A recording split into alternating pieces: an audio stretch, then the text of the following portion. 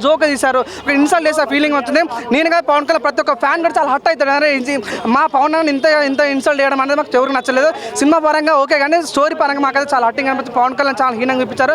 నేను చాలా హర్ట్ అయిన బయట టూ ఫ్రాంక్ చెప్పాలంటే సినిమా కూడా బాగుంది, లైక్ బ్యాక్గ్రౌండ్ మీద బాగుంది. లాస్ట్ క్లైమాక్స్ సీన్లో ఒక సాంగ్ ఇస్తారు జగనన్న జగనన్న, ఆ సాంగ్ మాది. కానీ స్టోరీ అయితే మాకు నచ్చలేదు. అది ఉన్నాయా లేదా పవన్ అభిమాని అంటే తన సినిమాలకు అభిమానిగా, తన వ్యక్తిత్వానికి అభిమాని, తను చేసే మంచి పనులకు అభిమాని. సో తన మా వ్యక్తిత్వం నిజంగా ప్రపంచంలో పవన్ కళ్యాణ్ వ్యక్తి పుట్టాడన్న అట్లాంటి వ్యక్తిని ఎందుకు ట్రోల్ చేస్తారన్న నాకు అర్థం కాదు.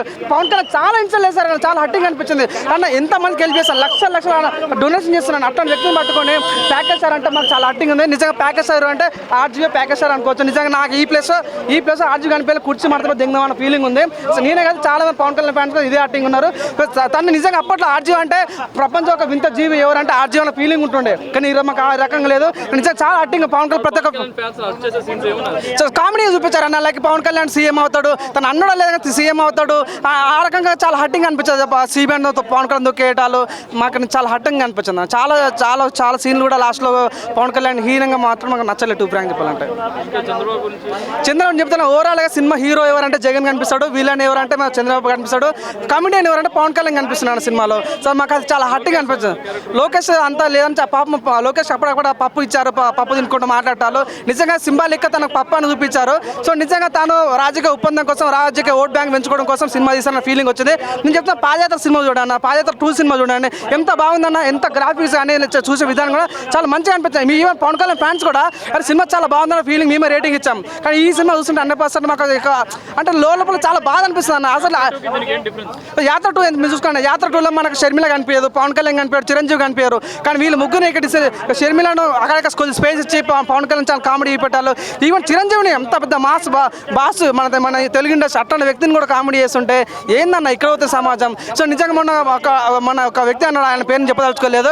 పవన్ కళ్యాణ్ సినిమా డైలాగ్ రాజకీయాలు కొడతారు, రాజకీయ డైలాగ్ సినిమా కొడతారంటే మీరు తీసుకోవట్లేదు. సినిమాలో పాదయాత్ర సినిమా చేస్తారు, పాదయాత్ర 3 ఇస్తారు, కమరాజ కడపడ సినిమా చేస్తారు, వివిఎం సినిమా ఇస్తారు.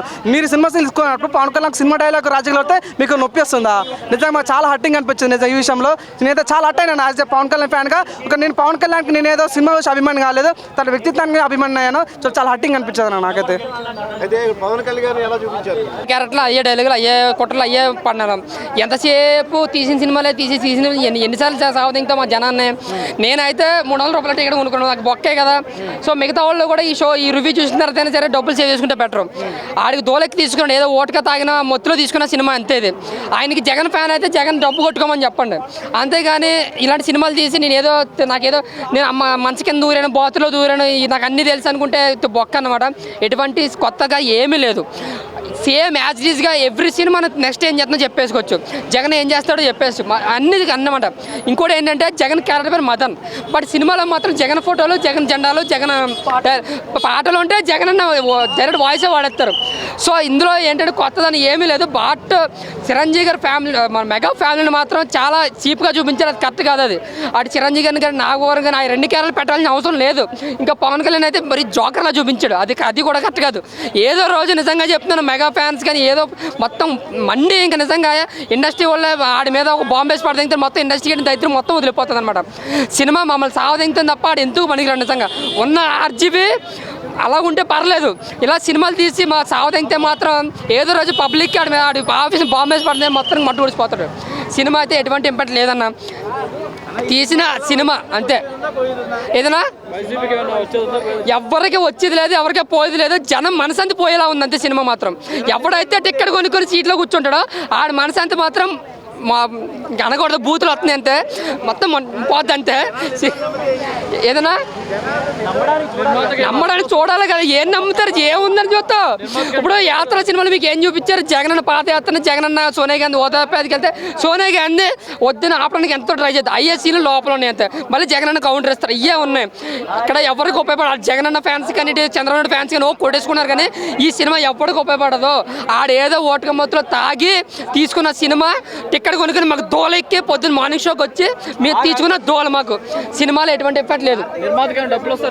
మనకి ఒక పొలిటికల్ కాకుండా పబ్లిక్లో ఎంతో మందికి సేవ చేస్తాడు, ఎంతో మందికి ఒక ఇన్స్పిరేషన్ అయినా, అంతేగాని ఒక పొలిటికల్ రావాలని రాదు.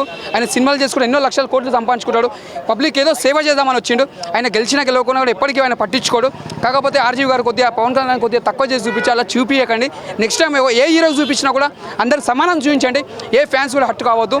నెక్స్ట్ టైం మీరు తీసినా కూడా మంచి పేరు తెచ్చుకొని మంచిగా ఉండండి. మీరు కూడా మీరంటే ఇష్టపడతాను ఆర్జీవి గారు. మీరందరూ